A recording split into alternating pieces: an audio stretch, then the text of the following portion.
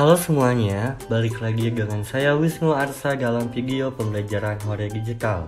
Pada video kali ini, kita akan bahas mengenai jenis-jenis manusia purba dan asal-usul nenek moyang Indonesia. Manusia purba merupakan manusia yang hidup sebelum tulisan ditemukan. Manusia purba yang paling tertua di dunia diperkirakan berumur lebih dari 4 juta tahun yang lalu.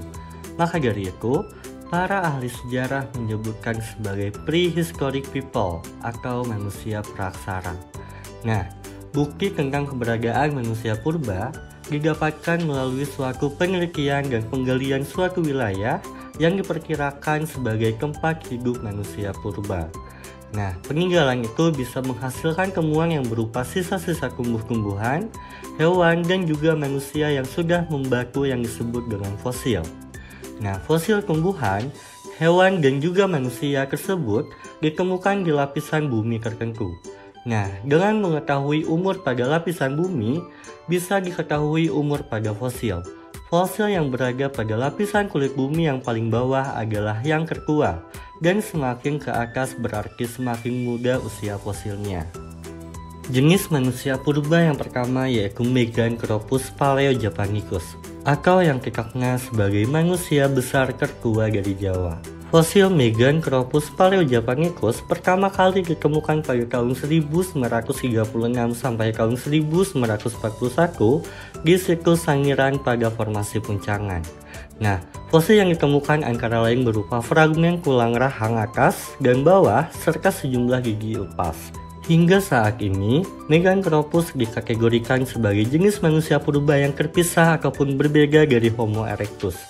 Nah, ciri-ciri dari manusia Meganthropus paleojapanicus ini yang pertama, memiliki rahang bawah yang sangat tegap dan geraham yang besar, kemudian bentuk mukanya masif dengan tulang pipi yang tebal, adanya tonjolan kening yang mencolok, dan yang terakhir tonjolan belakang kepala yang tajam serta tidak memiliki dagu. Kemudian jenis manusia purba yang kedua yaitu Pithecanthropus mojokertensis. Nah, nama Pithecanthropus mojokertensis artinya manusia kera dari Mojokerto. Istilah ini diambil dari Pithecanthropus yang artinya kera dan Anthropus yang artinya manusia. Karena ditemukannya di Mojokerto, Jawa Timur, jadi dinamai Mojokertensis. Jadi, nama Pithecanthropus mojokertensis itu manusia kera dari Mojokerto. Fosil manusia purba ini ditemukan pada tahun 1936 dan menurut para ahli, fosil ini diyakini yang paling tua usianya. Ciri-ciri dari Pithecanthropus mojokertensis ini yang pertama berbadan tegak, kemudian tidak memiliki dagu, bentuk kening menonjol, tulang rahang dan geraham cukup kuat, tinggi badan 165-180 cm dengan volume otak 750-1300 cc. Bisa kalian lihat di gambar, itu merupakan ilustrasi dari manusia Pithecanthropus mojokertensis. Kemudian jenis yang ketiga yakni Pithecanthropus erectus. Nah, Pithecanthropus artinya manusia kera, adalah jenis manusia yang paling banyak fosil-fosilnya ditemukan di Indonesia. Dan ternyata jenis manusia kera Pithecanthropus erectus merupakan manusia kera yang berbadan tegak. Fosil Pithecanthropus erectus ini pertama kali ditemukan di Trinil, yakni di daerah Ngawi, berupa atap tengkorak dan tulang paha. Kemudian ciri-ciri manusia ini diantara lain sebagai berikut. Yang pertama, tinggi badan sekitar 168-180 cm dengan berat badan rata-rata 80-100 kg. Bentuk tubuh dan anggota badan tegap, kemudian tidak memiliki dagu, dan yang terakhir bagian belakang kepala tampak menonjol seperti yang ada di gambar yang sudah saya tampilkan. Kemudian jenis manusia purba lainnya yang ditemukan di Indonesia itu ada Pithecanthropus soloensis. Jenis manusia ini adalah manusia kera berbadan tegak dari Solo. Nah, jenis manusia ini diperkirakan ditemukan pada tahun 1931 di Desa Ngandong di Jawa Tengah dengan ciri-ciri manusia diantaranya sebagai berikut. Yang pertama, tengkoraknya lonjong, kemudian tebal dan padat, rongga mata sangat panjang, kemudian tidak memiliki dagu. hidung lebar dan kebal, tinggi badan sekitar 165-180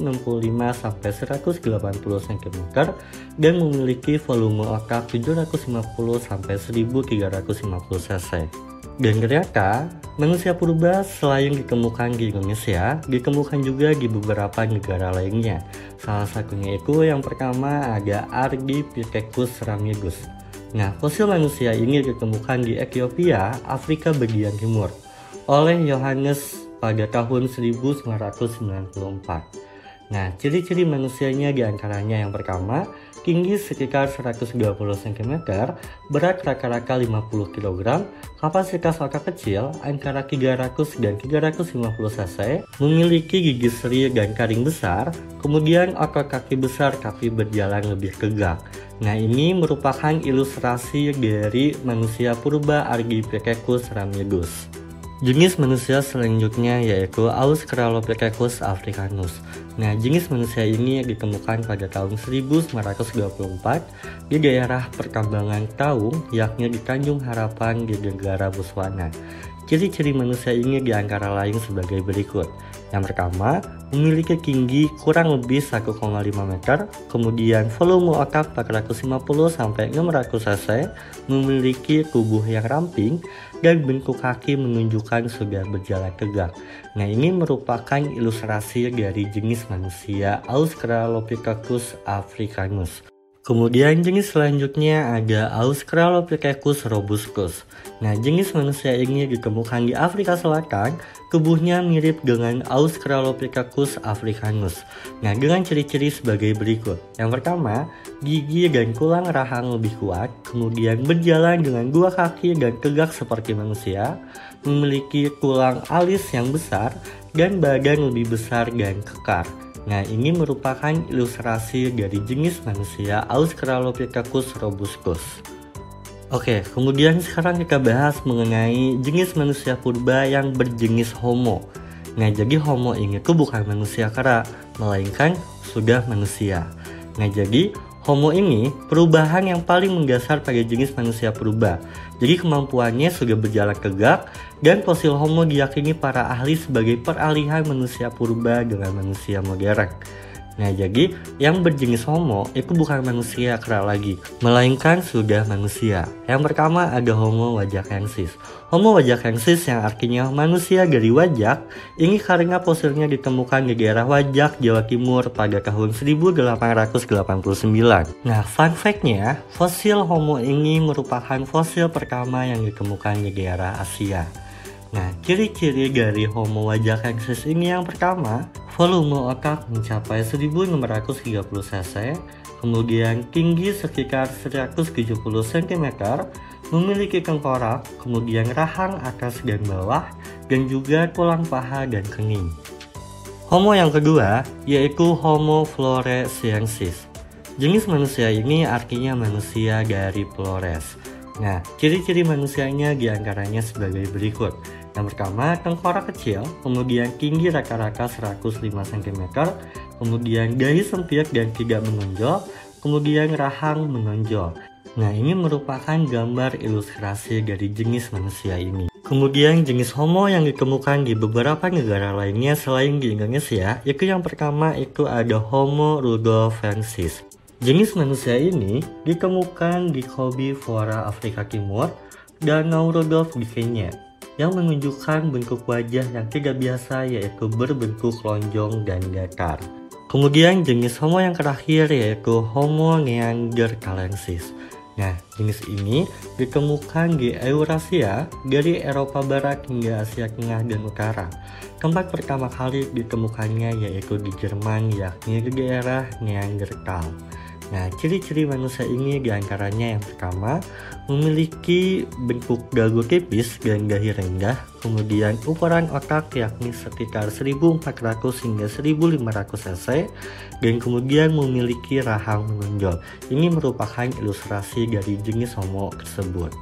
Kemudian, sekarang kita bahas mengenai teori penyebaran nenek moyang di Indonesia.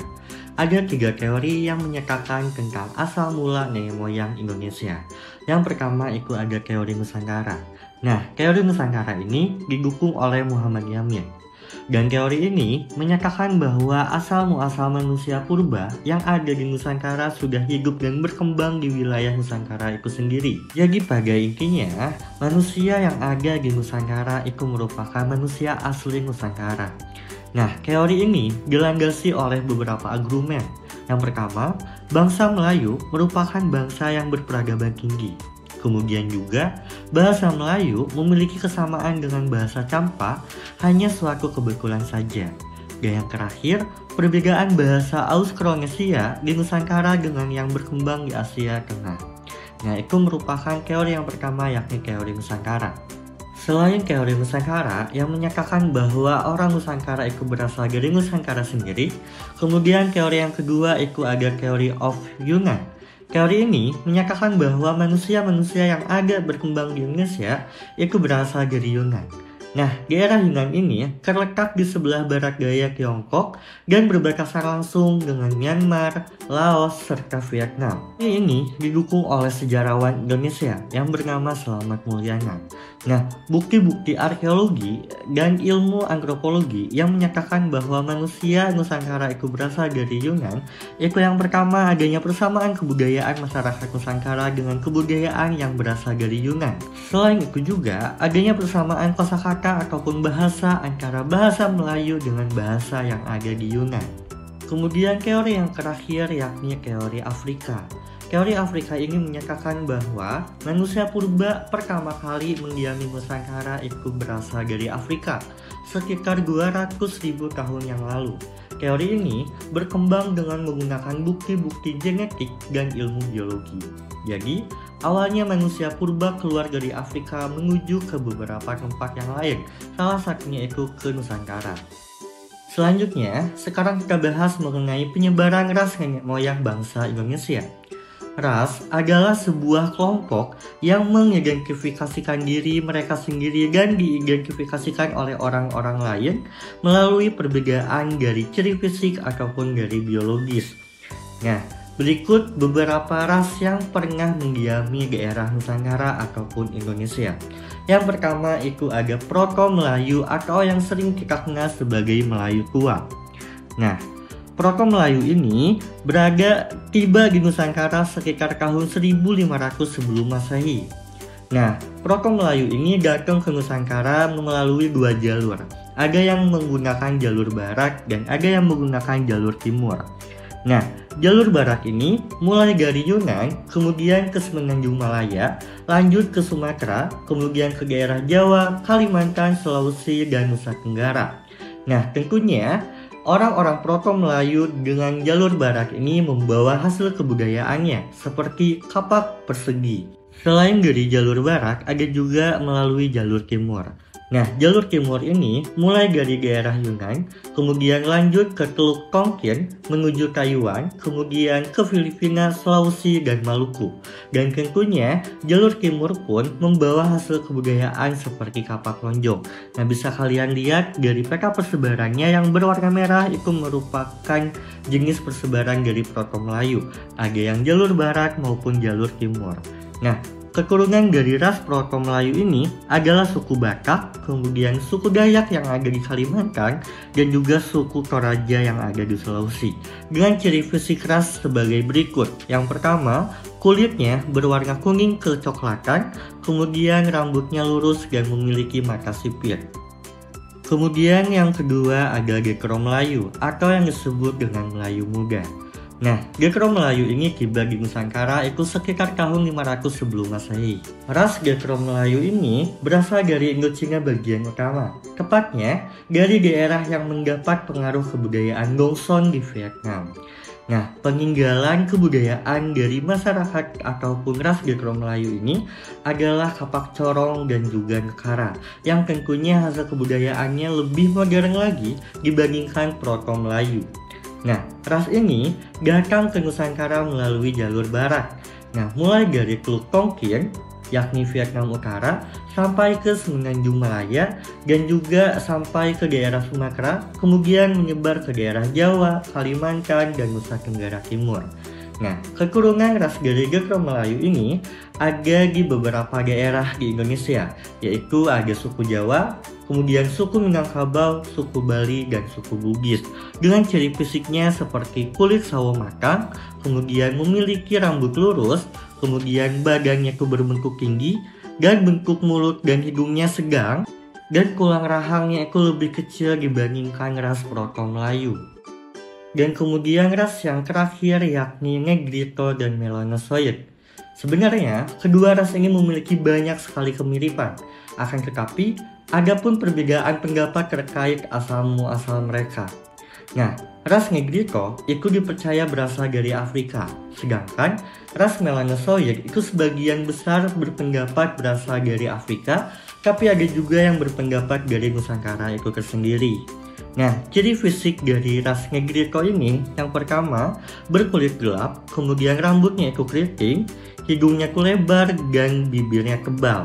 Nah, ras ini sebagian besar mendiami daerah Papua dan juga terdapat di daerah Riau, yakni di daerah pedalaman, yaitu suku Siak.